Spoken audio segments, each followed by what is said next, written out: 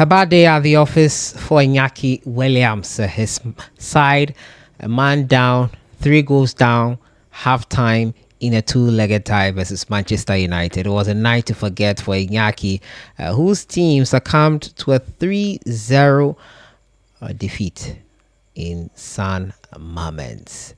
Welcome back to the channel. As usual, I am your host, Sellssi. And today we're going to talk about the game Inaki Williams and his brother Nico Williams played versus Manchester United. It was a bad night for them. They suffered a 3-0 defeat. Manchester United running rampant, quite uncharacteristically, especially this season. Also, the Ghana Under-20 side, the Ghana Football Association, has officially released a squad. Yesterday, I brought you that squad from CAF.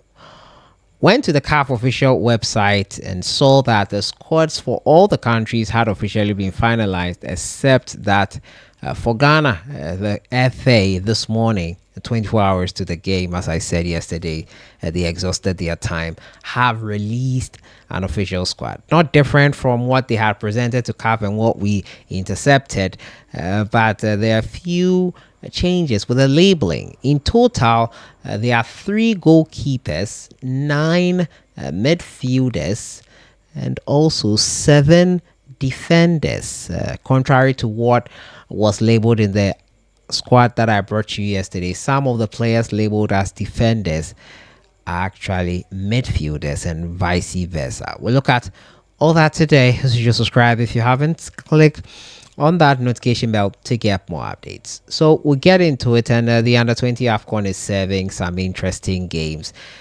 Today, the Nigerian Eagles themselves took center stage versus Tunisia. Controversial decisions from the VAR.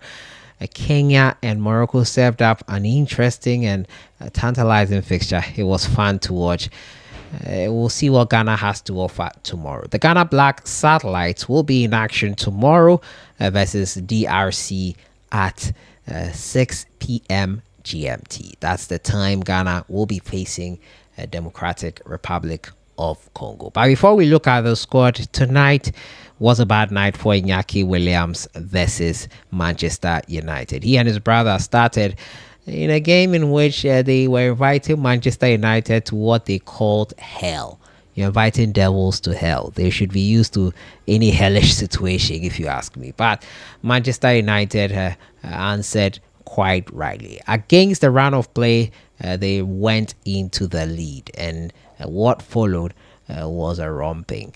A controversial VAR decision gave Manchester United a penalty. The minutest of touches, but the defender was the last man in the end, and VAR decided that yes, it would be a penalty for Manchester United. Step up Bruno Fernandes, big game player. So far this season, he has been amazing, and he made no mistake from 12 yards. Took the keeper the other way and found the back of the net.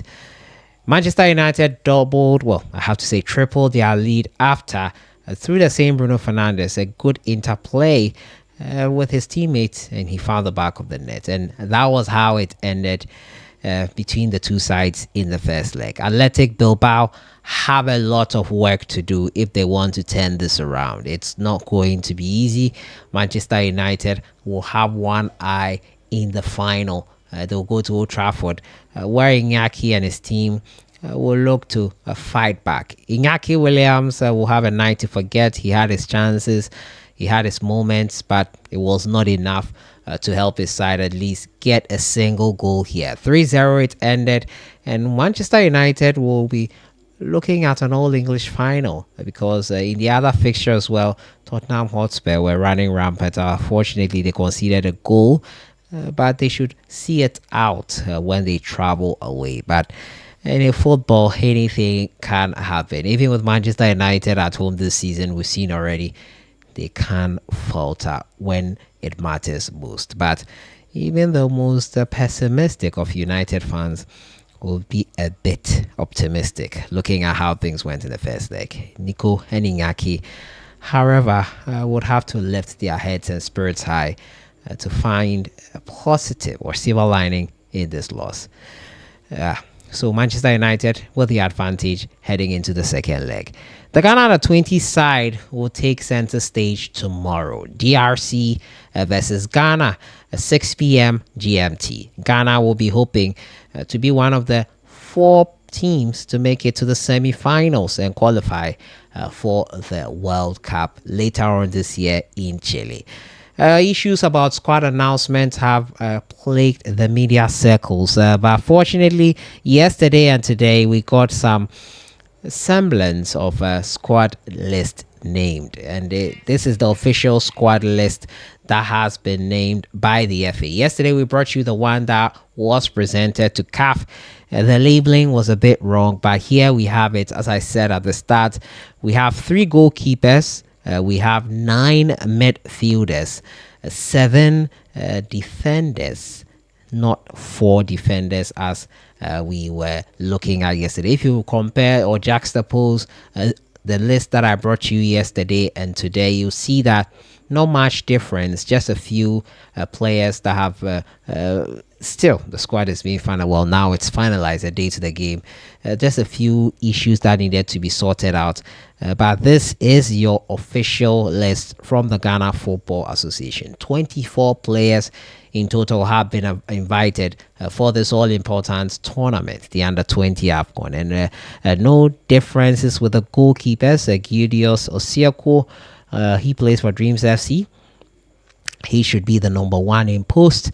Said Yakubu of Dreams of Mediama SC, Patrick Arthur of Insiopung Fidelity FC. Ofori McCarthy of FK Biles. He was named as a midfielder in my previous list. Da Costa Aintree of Young Apostles. Aaron Asel of North Texas SC, a defender. Nana Kwame Boache of FC Sheriff. Maxwell Azafukba of Interallies. And Kelvin Ahiable of Dreams FC. Final defender is Fengin Dennis Mafo. He is SC Internacional.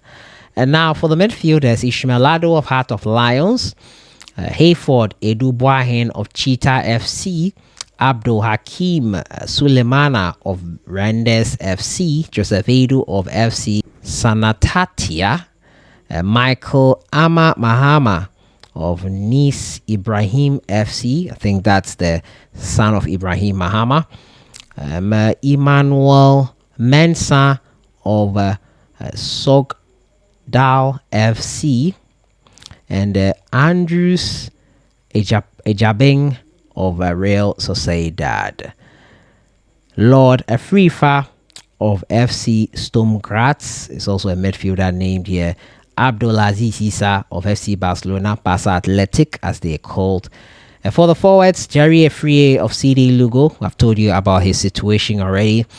Joseph Opoku Amankwa of Zoke Waregam of he is also in there. George Tay Nagaji of Vision FC, Aziz Musbao of Dreams FC, and Clinton Dodu of Apollon Lamosol FC. So these are the guys that will be representing the country Ghana. Tomorrow the game will kick off at 6 p.m. Ghana versus DRC. Your predictions in the comment section. I'm hoping for a game where Ghana win, first and foremost. Let's find a way to win. There are no easy countries here. We saw what happened. Sierra Leone first timers thrashing the host Egypt 4-1. Yeah, it will not be a walkover. We have to be on guard to avoid any complacency and any shock results.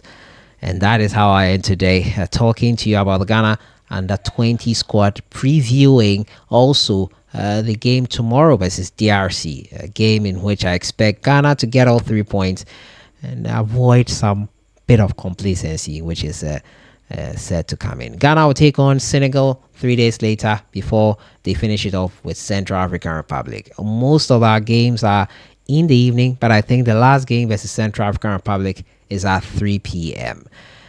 And Inaki Williams as well. Not a good night for him versus Manchester United. I'll see you guys in the next one. Enjoy the rest of your evening.